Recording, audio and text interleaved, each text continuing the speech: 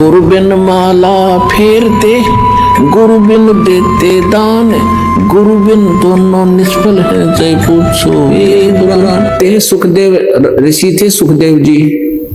सुखदेव ने 84 भुगती बना पजावे खरवो। 84 लाख योनियों में कष्ट उठाया उस ऋषि सुखदेव जी ने। और बना पजावे खरवो, खर माने गधा, उस पजावे पर खर बना, गधा बना और वहां कष्ट उठाया, इट्टें ढोई। तेरी क्या बुनियाद प्राणी तो पेंडा पंथ पकड़वो।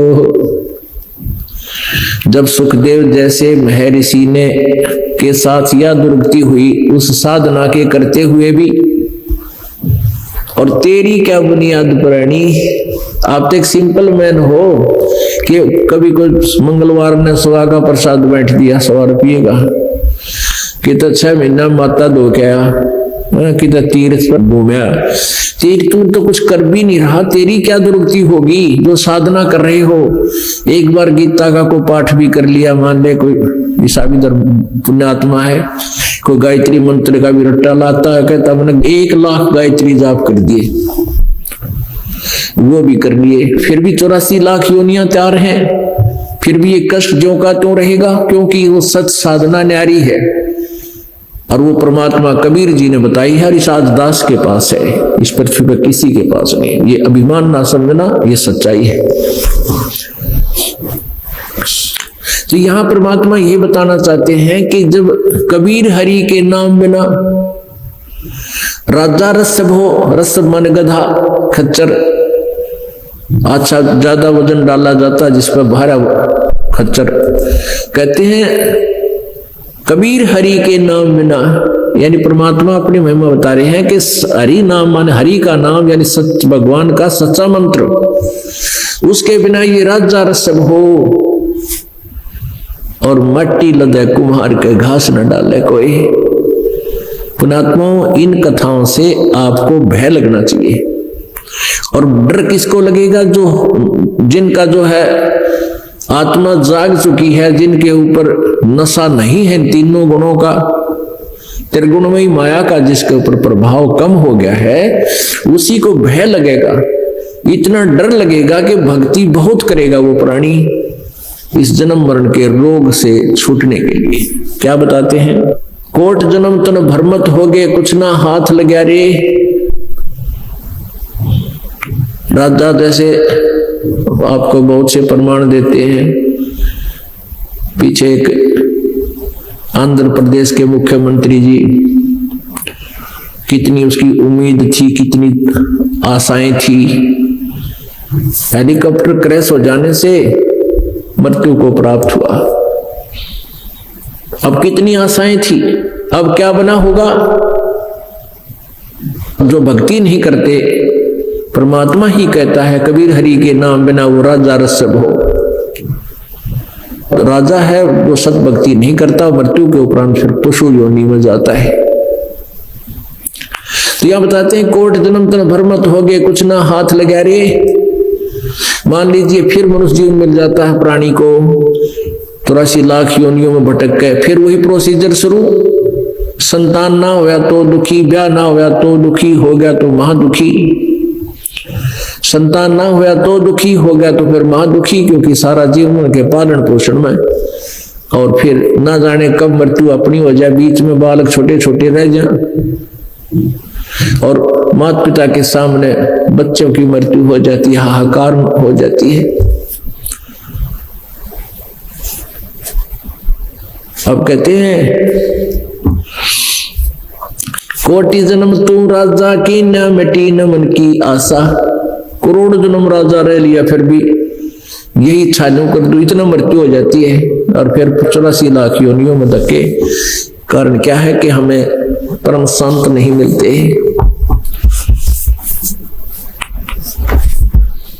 कोटि जन्म तू राजा की न मिटी न मन की आशा, और भिक्षुकों का दर दर घूम लिया, मिला ना निर्गुण रसा, यानी ये यथार्थ मार्ग नहीं मिला आपको।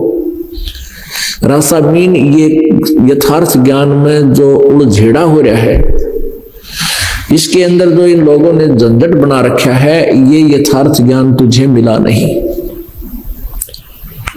पुण्यात्माओं, ऐसे ऐसे भी साधक आप रहे हो, क्योंकि आपके हृदय में आज भी परमात्मा की चाह है। तो आपने पिछले जन्म जन्मांतर में बहुत भक्ति कर रखी है, और उन्हीं पुण्यात्माओं को जो आज प्रेरित हैं परमात्मा के पाने के लिए, उनकी प्रेरणा प्रबल है, तो वही परमात्मा पाएंगे, क्योंकि वो भटक रहे हैं, यहाँ नहीं तो वहां, वहां नहीं तो वहां। जहां भी उनको कोई संत की महिमा चर्चा सुनती है, भागे दौड़े जाते हैं। और आप बहुत पुण्यात्मा हो जो इसे कलयुग घोर में साइंस के ऊपर ये मानव परमात्मा से दूर होता जा रहा है। ऐसे समय में आपके हृदय में परमात्मा की चाह है, तो आपके विषय में परमेश्वर ने कहा है कि साधों से ती मस्करी और चोरा नाल खुशहाल, ये मल अखाड़ा जीतेंगे युगन युगन के माल। माल माने पहलवान, रेसलर। अब रेसलर ही अखाड़े को जीतेगा, यानी वही पहलवान के साथ घुलेगा, कुश्ती करेगा, और वही हार जीत उन्हीं की होगी। तो कहते हैं आप इस परमात्मा के अखाड़े के पहलवान हो, और आप ही इस पाड़े को, इस अखाड़े को जीतोगे। और जो भक्ति के निकट भी नहीं है, सारा दिन ताश खेलने, गप्पे मारे, फिल्म देखे, सिनेमा देखे, 2 नंबर के काम में दिन रात बर्बाद हो जाते हैं, तो वो परमात्मा कैसे पाएंगे? आप ही का नंबर आएगा। तो क्या बताते हैं, आप जी ने पहले ऐसी ऐसी भी साधनाएं की हैं। कैसे? घर त्याग दिया, परमात्मा की चाह में इतने प्रेरित हो जाते हैं इस ज्ञान से पुण्यात्माएं, और फिर वो घर त्याग कर चले जाते हैं, क्योंकि पिछले जन्म जन्मांतर से ऐसे ही हम धक्के खा रहे थे, भटक रहे थे। वही प्रेरणा आज भी हमारे मन में आती है। जंगल में चले गए, जैसा कोई गुरु मिला उससे साधना, उसे उपदेश लिया, और कहा कैसे साधना की आपने? गांव में गए, नगर में एक बार भिक्षा मांग लाए, जैसी भी सूखी रोटी आली जैसी भी मिली, गिल्ली सूखी, उनको ले आए। दोपहर ने खाए और रख दिए। वृक्ष के टांग देते थे ये साधु जन, उन कपड़े में बांध के, वो सूख जाती थी, गर्मियों में बिल्कुल सूख जाती थी। तो शाम ने उन्हीं को भिगो के खा लिया, और सुबह भी उन्हीं को भिगो कर खा लिया, बची हुई सूखियों को। और दूसरे दिन, तीसरे दिन भिक्षा ले आए, और ताकि समय व्यर्थ ना जाए, इतनी कठिन साधना तपस्याएं तूने की, उसके प्रतिफल में क्या बने? इंद्र कुबेर ईश की पदवी, ब्रह्मा वरुण आया, विष्णुनाथ के पुर को जाके तो फिर भी उल्टा आया। ऐसी साधना करके भी आप जी क्या बने? इंद्र बन गए। इंद्र कौन है? स्वर्ग का राजा, देवताओं का राजा, जिसको देवराज बोलते हैं। और स्वर्ग यहां से 1000 गुना ज्यादा सुखी, ज्यादा ये सुविधाएं, क्योंकि ये जीव इन सुविधाओं को सुख मानता है। तो स्वर्ग के अंदर कितना सुख है, और वहां का जो राजा होगा उसको कितना सुख। इंद्र बन गए। अब इंद्र का कितना शासन काल होता है? एक इंद्र की पदवी प्राप्त प्राणी 72 चौकड़ी युग, 72 चतुर्युग तक स्वर्ग का राजा रहता है। जैसे यहां एक योजना, एक मुख्यमंत्री जो है 5 वर्ष तक रह सकता है, प्रधानमंत्री जी भी 5 वर्ष ही रह सकते हैं। वो अलग है, अगली योजना में भी आ जाए वो दूसरी बात है, बाकी उदाहरण के लिए। तो ऐसे 72 चौकड़ी चतुर्युग, एक चतुर्युग में कितने वर्ष होते हैं मनुष्य के? सतयुग, त्रेता, द्वापर, कलयुग, इन चारों युगों चतुर्युगी कहलाती है, चारों युग मिलकर। और इसमें कुल वर्ष कितने होते हैं? 43,20,000 वर्ष। एक चतुर्युग में 43,20,000 वर्ष हमारे। और ऐसे ऐसे 72 चतुर्युगी तक इंद्र का शासन काल रहता, स्वर्ग का राजा बना रहता है। पुण्यात्मा, इंद्र के साथ क्या बनेगी?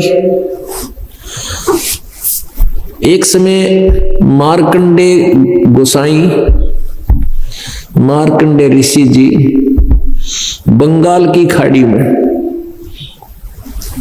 तपस्या कर रहे थे। पुण्यात्माओं, जिसने जैसा ज्ञान है वो उसी को श्रेष्ठ मानता है।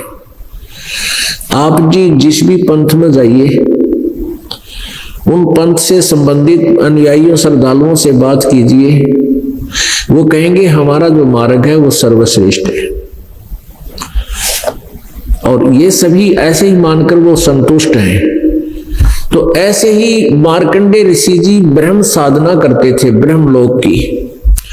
जैसे श्रीमद् देवी भागवत अर्थात दुर्गा पुराण में दुर्गा ने हिमालय से कहा कि हिमालय को बताया है, राजा हिमालय को, कि आप जी और मेरी भी पूजाएं छोड़ दो, सब पूजाएं त्याग दो, त्याग देनी चाहिए जिसने मोक्ष चाहिए, और वो ब्रह्म की पूजा करे। ओम उसका नाम है, ओम नाम उसका मंत्र है, ब्रह्म की साधना करे, वही सब कुछ है और वो ब्रह्मलोक में रहता है। अब मार्कंडे जी को यही ज्ञान था कि उस ब्रह्म की साधना कर रहा था, ब्रह्मलोक की उसने चाह थी, उसकी समाधि अर्थात उसकी जो दिव्य दृष्टि थी भक्ति की, वो ब्रह्मलोक में पहुंच जाती थी। जैसे आप साधना करते हो, जैसे आप जी ने सुना है मेडिटेशन, और ये भी सुना है कि कई कई वर्षों तक बैठे रहते थे ये समाधि लगाने वाले। वो समाधि के सांग है, ये बताऊं आपको, पहले ये डिफाइन करते हैं। समाधि क्या है? जैसे परमात्मा की चाह में आत्मा भटक रही है, कोई बाहर भटक रहा है, कोई तीर्थ पर जाता है, कोई गंगा पर जाता है, कोई जमुना पर जाता है, कोई मंदिर मस्जिद गुरुद्वारों और चर्चों में जाते हैं, क्योंकि आत्मा रुक नहीं सकती, परमात्मा की चाह में यह लगी हुई है, लगी ही रहेगी जब तक वहां नहीं पहुंच जाती। तो ये जिसको भी जैसा मार्ग ऋषि ने बता दिया उसी तरह वो चल रहा है। कोई तो बाहर भटक रहा है, कोई शरीर में भटक रहा है। ये शरीर भी एक पूरे ब्रह्मांड का एक इसके अंदर मानचित्र है। आत्मा अंदर से जो मेडिटेशन करने वाले वो वही पुण्यात्मा करते हैं जो पहले जन्मों में भी उनकी यही प्रेरणा और प्रैक्टिस रही है। तो वो अंदर अपनी समाधिस्थ हो जाते हैं, वो किसी कमल में प्रवेश कर जाते हैं। हमारे शरीर में रीढ़ की हड्डी जो है, या बैकबोन बोलते हैं, पिछली साइड में, इस बैकबोन के अंदर की तरफ, ये रीढ़ की हड्डी बाहर की तरफ, ये अंदर की तरफ समझो। इसके अंदर ऐसा ही अलग से गैप है जैसे उंगली की खाल है, और इसके बीच में एक बहुत ही बारीक नाड़ी तंत्र है, और उसके ऊपर फिर मांस चिपका हुआ है। उसमें फिर ऐसे जगह जगह पर कमल बने हुए हैं, कमल, जिस तरह टीवी में चैनल होते हैं। तो उन कमलों में उस समाधिस्थ होने वाला जो प्रैक्टिस कर रहा है, कोशिश कर रहा है, मेडिटेशन उसका अभ्यास बन गया, तो क्या करता है, वो किसी कमल में प्रवेश कर जाता है इत्तेफाक से, और उस कमल में यानी उसका वो चैनल ऑन हो जाता टीवी का, और उसमें जो कार्यक्रम, नाच गाने, कोई एडवर्टाइजमेंट, जो कुछ भी खबर सबर आ रही है, उसको देखने में वो इतना प्रभावित हो जाता है, आगे से आगे देखता रहता है, यहाँ क्या होगा, वहां क्या होगा। तो ऐसे उस टीवी चैनल को देखते देखते वो बहुत समय तक बैठा रहता। वैसे ही मन ना टिकन दे एक मिनट भी आपको। ये तो ऐसे मन को चाहिए कोई और अच्छी वस्तुएं, उनको देखने में भी व्यस्त रहता है, और हमें ये ऐसे लगता है जैसे ये बड़ा तगड़ा भगत है, ये बहुत ही अच्छा अभ्यास कर रहा है और मेडिटेशन कर रहा है, बड़ा तपस्वी आदमी है। और वो तपस्वी तभी बैठ सकता है जब उसको कुछ अंदर में और चीजें दिखाई देती हैं, तो जैसे स्वप्न देखते हैं हम, इस प्रकार देखते देखते वो मन, ये आत्मा काफी समय तक ऊपर उन कमलों में घूमती, ऊपर के ब्रह्मांड में घूमती रहती है। कहीं नाच हो रहे हैं, कहीं झरने बह रहे हैं, कहीं फलदार वृक्ष लगे हैं, कहीं बाग लगे हैं, यानी ब्रह्मांड के अंदर ऊपर बहुत गजब के नजारे हैं। उन नजारों को देखते देखते ये काफी समय व्यतीत कर देता है और फिर वो उधर से उसका तप माना जाता है कि इसको तप हो गया। तप के बदले में राज्य प्राप्त होता है। कहते हैं तप से राज मदमानम और जन्म तीसरे वो शुकर समानम, ये प्रतिफल बता दिया। परमेश्वर कबीर जी ने क्या बताया है कि तप से राजा बनता है और राजा के अंदर अभिमान बहुत होता है, जिसके कारण वो इतने पाप इकट्ठे कर देता है, इतने जुल्म कर देता है और अगले जन्म में फिर कुत्ते और सूअर गधे की योनियों में जाता है। तब से राज मदमानम और जन्म तीसरे शुकर समानम, सूअर और कुत्ता बनता है, गधा बनता है। शास्त्रों में लिखा है कि तपेश्वरी सो राजेश्वरी, राजेश्वरी सो नरकेश्वरी। ओए होए, जो अधिक तपेश्वरी माने जो घना तप करता है, तपों में मतलब तपस्वियों में श्रेष्ठ माना जाने वाला, तपेश्वरी सो राजेश्वरी, तो उसको ही ज्यादा समय तक राज प्राप्त होता है जो घना तप कर रखा है जिसने। और जिसने घना राज मिलेगा वो नरकेश्वरी, यानी उसने नरक भी घना ही भोगना पड़ेगा। तपेश्वरी सो राजेश्वरी, राजेश्वरी सो नरकेश्वरी, नरक में भी इतना ही वो ज्यादा समय मिलेगा जितना उसको तप ज्यादा किया, ज्यादा समय राज्य मिला, तो नरक में भी उसको उतना ही सबसे अधिक समय भोगना पड़ेगा। एक छोटा सा वन था, वन फॉरेस्ट, उसमें ये साधु संत भक्त प्रभु के प्राप्ति में घर त्याग कर वहां रहा करते थे। कुटिया बना रखी थी अलग अलग। आसपास के गांव थे, 3-4 गांव वहां लगते थे। वो श्रद्धालु लोग थे, उन ऋषि महर्षियों की भोजन का व्यवस्था कर दिया करते थे। वो साधुजन गांव में आते थे, कोई लस्सी पी जाता, कोई रोटी खा जाता, ऐसे वो अपनी भक्ति कर रहे थे। एक साधक ने ऐसे ही वो समाधिस्थ होने का प्रैक्टिस कर रखी थी। एक साधक तपस्वी छा पीने के लिए, छा यानी लस्सी पीने की इच्छा से अपने उस तपोवन से आया। एक माई थी, बुढ़िया वृद्धा, सुबह सुबह उसके दरवाजा खटखटाया, दरवाजा खोला कि आओ महाराज। कैसे आए कि माई छा पिला, लस्सी पिला। बैठो महाराज, अभी मैं लस्सी तैयार करती हूँ, मक्खन निकालती हूँ, दूध को रिड़कती हूँ, बिलो आप बैठ जाओ। उनका एक आसन लगा दिया कि भाई नीचे बिछोना बिछा दे मेरा, मैं अपना भजन कर लेता हूं, आप इतने लस्सी बनाओ। अब बुढ़िया लगी वो लस्सी बनाने। आज से पहले दूध बिलोया करते थे, कभी ठंडा पानी घना पड़ गया, फिर गर्म डालती, यानी घंटा 1.5 घंटा लग जाया करता दूध को सेट करने में और मक्खन निकाल कर लस्सी बनाने में। तो उधर से वो बैठ गया समाधि ला के। उसने सोचा लेकिन थोड़ी बहुत देर देख सिनेमा अंदर का। समाधि का अर्थ यही होता है अंदर का सिनेमा देखना। अब उसका अभ्यास हो रहा था, सेकंडों में गया अंदर और पहुंच गया उसी सिनेमा हॉल में। अब बुढ़िया ने दूध रिड़क लिया, लस्सी तैयार कर ली, नमक नमक डाल कर जैसे भी और लेगी। अगले महाराज जी छा पी लो छा। महाराज जी देखकर सिनेमा ऊपर। यानी जैसे ये मेडिटेशन क्या होता है, जैसे आप कई बार बस स्टैंड पर खड़े होते हो और किसी से बातें कर रहे हो या आपका ध्यान कोई और किसी बात में सोचने में लगा है, आपके पास से बस गुजर जाती है और साथ में टी टी भी कर जाती है और आपको पता भी कोई ना के गया, साथ में मेरे पास से निकल क्या गया। थोड़ी बहुत आवाज भी सुनती है पर ध्यान नहीं उधर जाता के जा रहा है, क्योंकि उन विचारों में मेडिटेशन है, उसका ध्यान है कहीं और गया हुआ है। तो ऐसे बुढ़िया ने कई आवाज लगाई, ना बोला तो माई ने सोची अपनी भक्ति करता होगा, 10 मिनट बाद से उठ लेगा।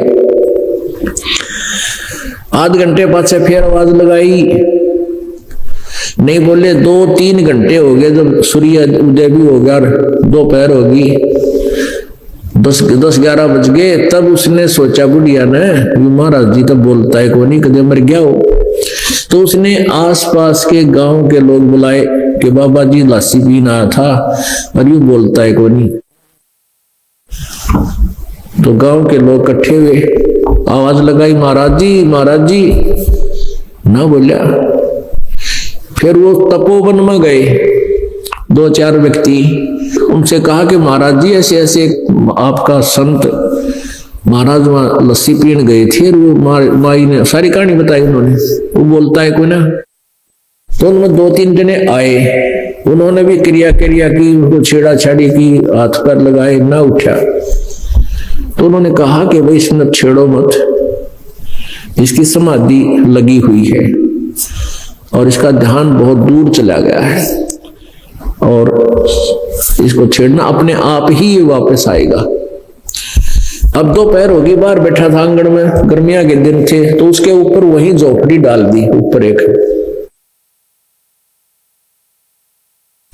अब कहने का भाव ये है कि वो काफी वर्षों तक वहीं बैठा रहा। वह बुढ़िया मर गई, उसका आगे पाछे कोई था कोई ना, एक कच्चा सा मकान में रहा करती थी। फिर वो मकान ना संभलने के कारण वो मकान गिरा और तपस्वी का गुद्दी में लगी ईंट, और जब उठा नो करके और उठते नो बोला ले माई छा। उसकी बुआ बैठी थी, ले माई छा। अब कहते हैं तपस्या भी करे और तपस्या साधना कर रहे, उठ दे, फिर वह इच्छा मिटी ना चाह, इतनी तपस्या की उठ मूर्खा यूं कहे ले माई छाए खातिर बैठा था। परमात्मा पाने का अभ्यास कर रहा तो मालिक का याद आना चाहिए। उठते वह छा फिर याद उसका, फिर के धक्के खान गया था ऊपर। अब ये है ऐसी साधनाएं ये तपस्वी किया करते हैं और जितनी देर वो वहां रहा बैठा ये उसके तप में लिख देता ये काल। और फिर तप से राज मदमानम और जन्म तीसरे शुक्र श्वान। तो अब ये सारी क्रिया समझाने के लिए ये उदाहरण देना पड़ा। तो ये व्यर्थ है, कहने का भाव ये मेडिटेशन इस टाइप के व्यर्थ है, मोक्ष मार्ग नहीं है। ये काल के जाल में ही फंसे रहने का एक सुनियोजित षड्यंत्र काल द्वारा ही बनाया गया। जैसे आप सृष्टि रचना में सुनते हो, पढ़ा है, जब ब्रह्मा जी कमल के फूल पर काल ने बैठा दिया, इसको होश में ला दिया, इसको ये ही नहीं पता मैं कहां से आ गया, कौन मेरा पिता है, कौन मेरी माँ है, कहां से उत्पन्न हो गया मैं। तो उसने आकाशवाणी की कि तप करो, सृष्टि करो। उसने सोचा सृष्टि क्या की करूं, फिर कहा तप करो। अब इसने 1000 वर्ष तक तप किया। जब 1000 वर्ष तक तप किया, जब आकाशवाणी हुई कि सृष्टि करो, और फिर बाद में ब्रह्मा जी को वेद प्राप्त हुए। वेद गॉड गिवन है, कबीर गॉड गिवन, कबीर परमेश्वर द्वारा दिए गए हैं। वो ब्रह्म को दिए थे इस काल को, इसने 5वां वेद छुपा दिया, सूक्ष्म वेद, और इन 4 वेदों को समुद्र में छुपा दिया। सागर मंथन के दौरान 4 वेद ब्रह्मा जी को प्राप्त हुए। ब्रह्मा जी ने फिर वेदों को पढ़ा, उसमें ब्रह्म को ही पूर्ण परमात्मा जान लिया, अब पर डिस्कस नहीं करके, और ओम नाम के जाप को उत्तम मंत्र मान के ओम नाम का जाप, और साथ में जो पहले काल में आकाशवाणी की थी वो परमात्मा की आकाशवाणी मानकर इस तप की बीमारी और लगा दी। तप करने का वेदों में कहीं भी प्रमाण नहीं है, और तप करना वेद शास्त्र विरुद्ध है।